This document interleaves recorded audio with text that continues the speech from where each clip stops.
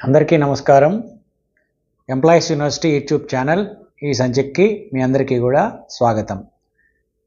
మనం గత 2 సంచికల్లో కూడా ఉద్యోగుల యొక్క క్రమశిక్షణా చర్యల్లో భాగంగా ఉద్యోగుల మీద విధించేటువంటి వివిధ రకాల పెనాల్టీస్, మైనర్ పెనాల్టీస్ అంటే ఏంటి, అలాగే మేజర్ పెనాల్టీస్ అంటే ఏమిటి అనే విషయాన్ని వివరించడం జరిగింది. అది మనం తెలుసుకున్నాం.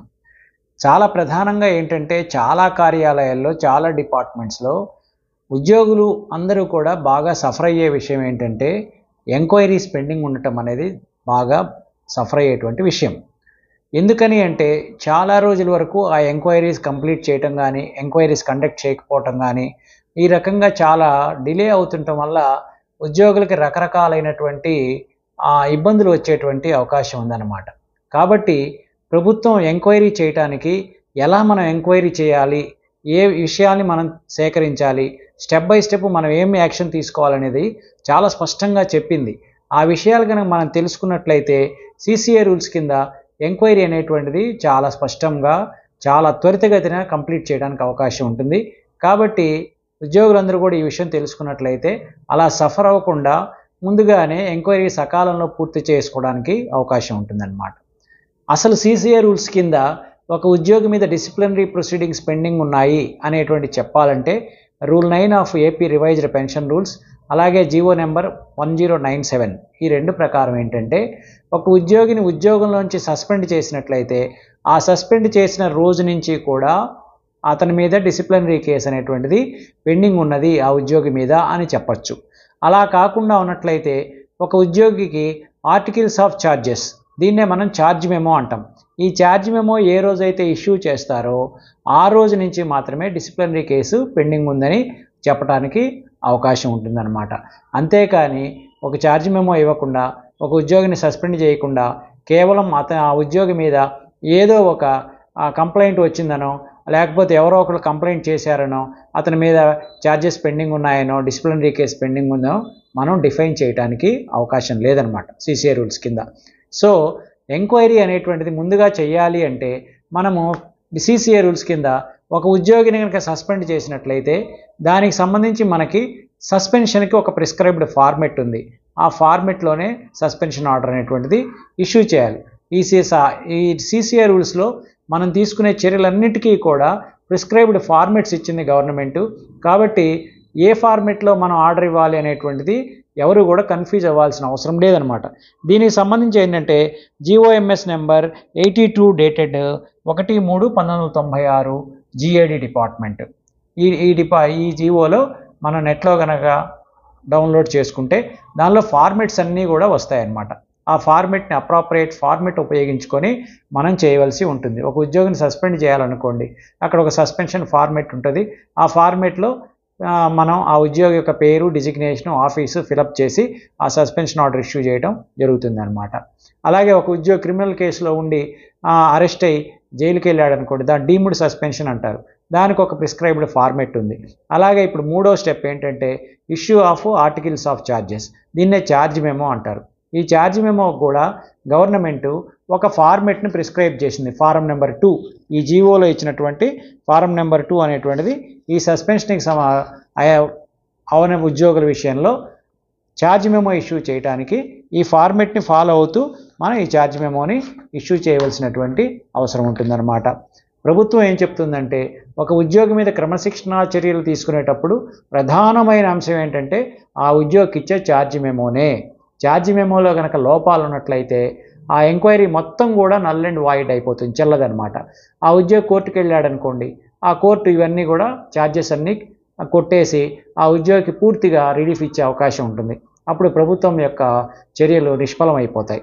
అందువల్ల ఏంటంటే ఎంక్వైరీ ఆఫీసర్, ఒక డిసిప్లినరీ అథారిటీ ఎవరైతే ఉన్నారో వాళ్ళు మాత్రమే ఛార్జ్ మెమో ఇవ్వాలి.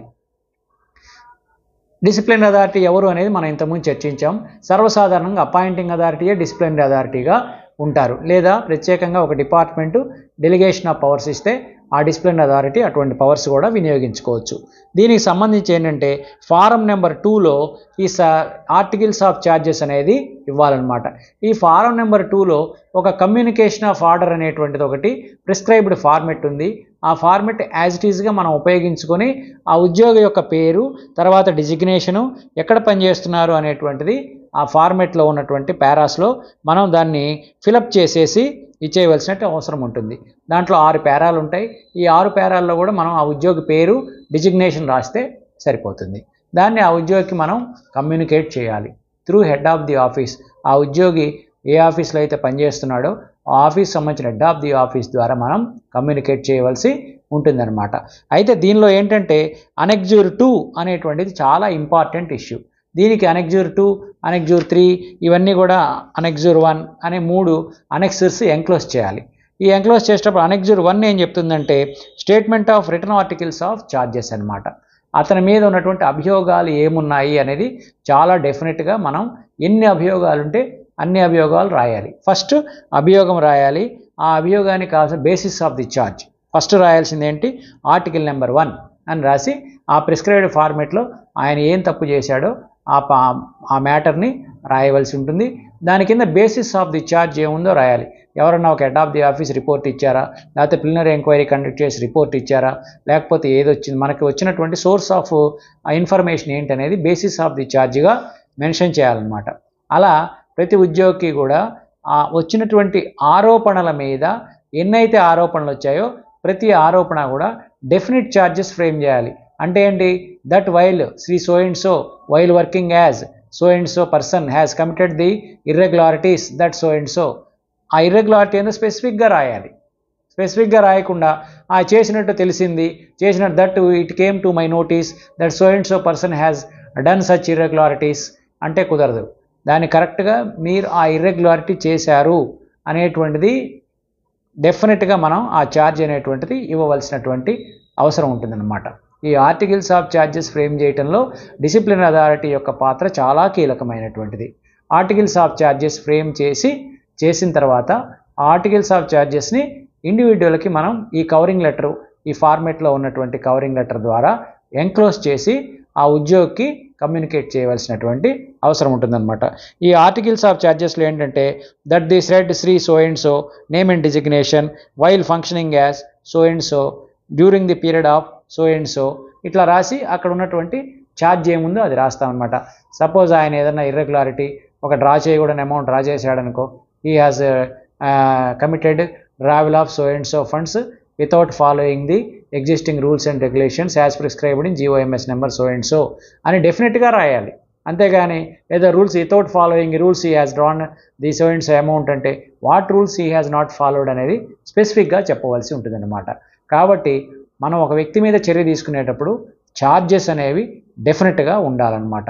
స్పష్టమైన ఛార్జెస్ ఫ్రేమ్ చేయాలి. అవి 1, 2, 3, 4 ఆయన ఎన్ని తప్పులు చేస్తే అన్ని ఛార్జెస్ మనం ఫ్రేమ్ చేయవలసి ఉంటుందన్నమాట. తర్వాత దానికి అనెక్సర్ 2 అని ఇంకోటి ఎంక్లోజ్ చేయాలి మనం. అనెక్సర్ 2లో ఏంటంటే list of documents by which the articles of charges framed against Shri so and so name and designation and prepared to be enclosed mentioned. ఇది అతని యొక్క ఈ ఛార్జెస్ ఇచ్చినప్పుడు లిస్ట్ ఆఫ్ డాక్యుమెంట్స్, ఏ డాక్యుమెంట్స్ని బేస్ చేసుకొని మనం ఈ ఛార్జెస్ అనేవి ఫ్రేమ్ చేశామో, ఏమన్నా మనకు లెటర్ వచ్చిందా, లేకపోతే ఏమైనా పేపర్ స్టేట్మెంట్ వచ్చిందా, లేకపోతే ప్రిలిమినరీ ఎంక్వైరీ కండక్ట్ చేశామా, లేకపోతే head of the office report చేశారా, లేకపోతే ఆడిట్లో పాయింట్అవుట్ చేశారా, డ్యూరింగ్ ది ఇన్స్పెక్షన్ అది మనం కనుక్కున్నామా ఏంటనేది అది ఆ రిఫరెన్స్ ఏదైతే ఉందో మనం ఛార్జెస్ ఫ్రేమ్ చేయడానికి బేసిస్ ఉన్నటువంటి రెఫరెన్స్ అనేది list of documents by which articles of charges framed. ఏ డాక్యుమెంట్స్ని మనం ఆధారంగా తీసుకొని ఈ ఛార్జెస్ ఫ్రేమ్ చేశామో ఆ డీటెయిల్స్ అన్నీ కూడా 1, 2, 3, 4, 5 ఎన్ని ఉంటాయని మనం వాటిని మెన్షన్ చేయవలసి ఉంటుందన్నమాట. ఇది అనెక్సర్ 2. తర్వాత అనెక్సర్ 3లో ఏంటంటే list of witnesses by which the articles of charges framed against Sri so and so name and designation are prepared to be mentioned.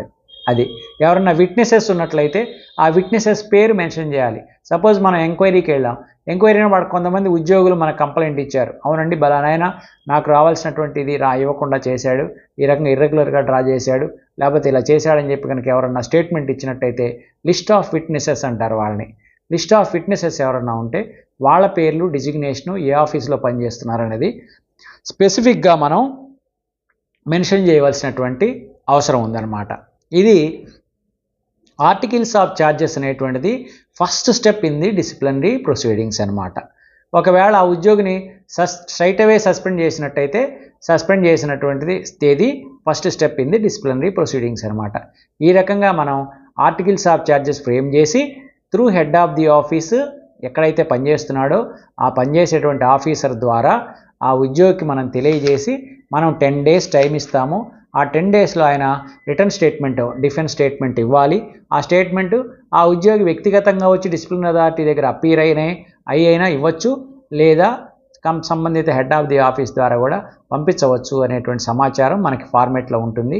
ఆ రకంగా మనం డెఫినెట్ ఆర్టికల్స్ ఆఫ్ ఛార్జెస్ అనేవి ఫ్రేమ్ చేయవలసినటువంటి అవసరం. మనం డిసిప్లినరీ అథారిటీయే ప్రత్యేకంగా తీసుకునేటువంటి చర్యలలో మొట్టమొదటి భాగంగా ఈ ఆర్టికల్స్ ఆఫ్ ఛార్జెస్ అనేవి ఫ్రేమ్ చేయవలసినటువంటి అవసరం ఉంటుంది. తర్వాత ఈ ఆర్టికల్స్ ఆఫ్ ఛార్జెస్ ఫ్రేమ్ చేసిన తర్వాత ఎలా చేయాలనేది వచ్చే వీడియోలో తెలియజేస్తాను. ఈ వీడియోని మీకు నచ్చినట్టయితే లైక్ చేయండి. అలాగే మీ మిత్రుడైన ఉద్యోగులు, ఉపాధ్యాయులకి అవసరం నిమిత్తం షేర్ చేయండి. ఇప్పటివరకు ఎంప్లాయీస్ యూనివర్సిటీ యూట్యూబ్ ఛానల్కి మీరు సబ్స్క్రైబ్ చేసుకోకపోతే మరిన్ని సర్వీస్ విషయాల కోసం సబ్స్క్రైబ్ చేసుకోండి. సర్వే జన సుజనా భవంతు, సర్వే సుజనా సుఖినో భవంతు.